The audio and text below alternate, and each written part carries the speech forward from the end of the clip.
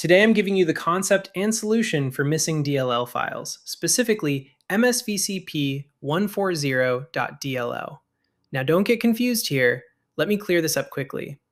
MSVCP140, and honestly not just this one, but any .dll file like it, is part of the Microsoft Visual C++ Redistributable. It's a runtime library that in simple words supports your games, software, and apps that are built on C++.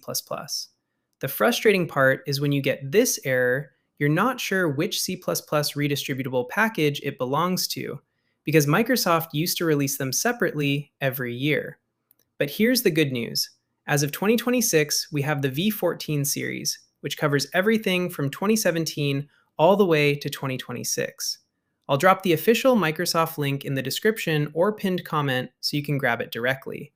And if you're wondering about 2015 or any earlier version, don't worry, the latest V14 package covers all of those as well. Now there's another important thing you need to know, and this is kind of the other side of this problem. If you're facing this error with a legit game or software, most of the time simply installing a fresh copy of the V14 C++ redistributable will fix it. But if that doesn't work, let's say you downloaded a game or program from a third-party website. Here's what I'd recommend. Create a separate folder. Treat it like its own environment. Download and extract everything into that folder. Why? Because you're going to add that folder to your antivirus exclusion list.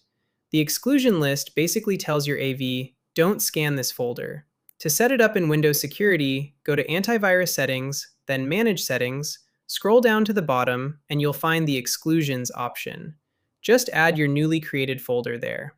After that, download your setup into that folder, and you won't run into those DLL errors caused by your AV interfering. Now let's say you tried both options and the problem still exists. In that case, the file itself might just be corrupted. Make sure you're downloading from the official or most reliable source available to avoid those buggy, incomplete installs. Hopefully today's video cleared up the concept and gave you a working solution. If you have any questions, drop them in the comments. As you know, we always love turning your questions into future tutorials.